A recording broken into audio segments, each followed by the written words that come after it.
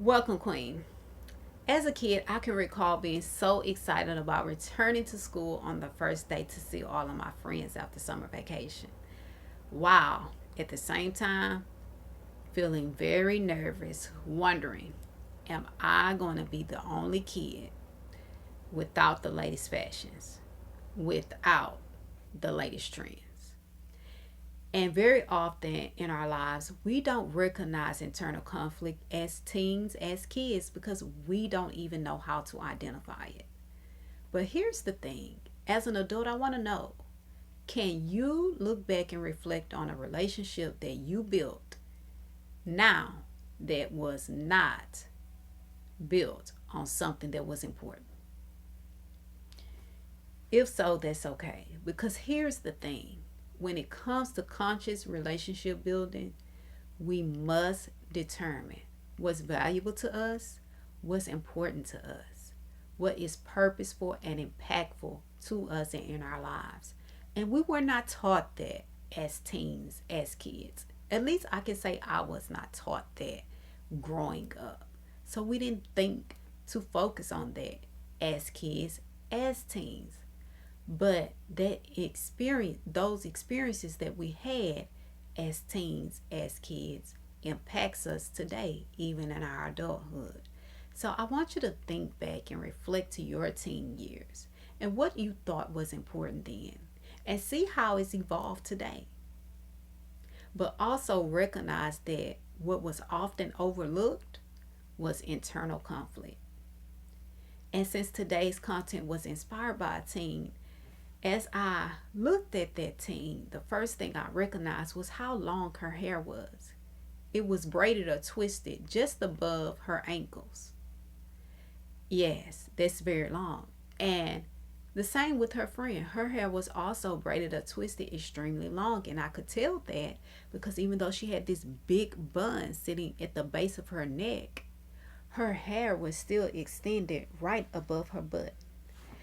And as I thought about that, my first thought was, what were the parent and the stylist thinking? Didn't they recognize that that's a tripping hazard in a school or in a public place?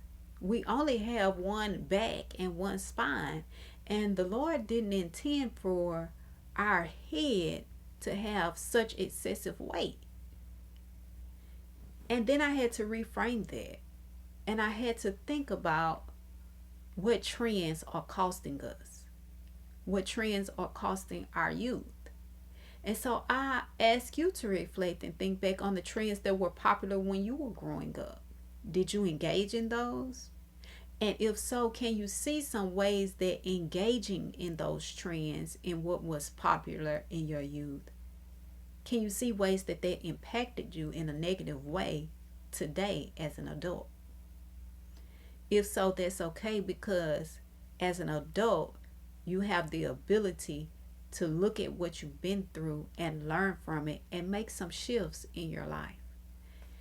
And the same can be said for if our hair wasn't braided, if maybe we got perms. We could probably think back to times where that perm was setting our scalp on fire, but we were sitting there quiet because we wanted the desired look. We wanted that outcome of having straight hair. Internal conflict. We disregarded what our body was telling us because of the desired look. Even if you didn't get a perm, maybe you were just getting your hair done, but it was hurting as it was being styled.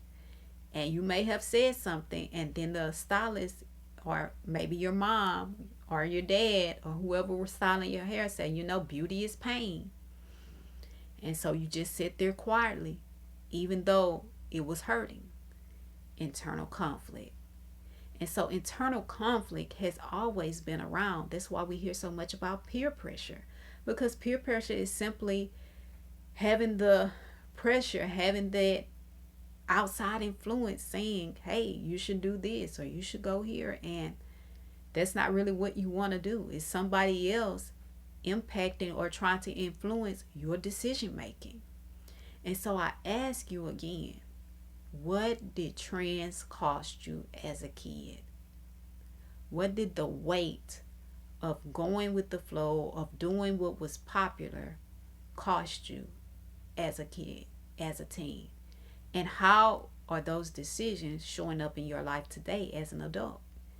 Do you recognize some mindsets, some patterns of behavior, some ways of thinking about relationships, about people, about what is beautiful or what's fine? Can you see that in your life today in a negative way? Here's the thing, if you can, you have the responsibility and you have the capability to change that, to make some shifts in your life for the better. Because when it comes to the art of conscious relationship building, we must recognize and realize it's on us. We get to determine what we want, what is truly valuable. It's not up to society. Society is always going to have their standards, their norms of what is and what is acceptable and what is important. But we don't have to go with what they say. It's our life. We get to choose how we live our lives. And that means that we must be able to look in the mirror and identify who we are at our core. Strip away all the norms, all of the he said, she said, what we see on TVs and in videos displayed to us as the thing to be, the person to be, or the place to be. And make conscious decisions for our own lives.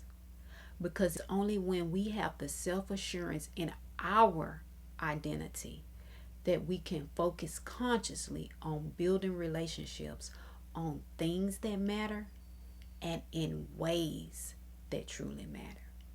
As always, I'm Coach Sam telling you that 24 hours doesn't seem long, but in 24 hours you could change your life. So go ahead and do something life-changing now.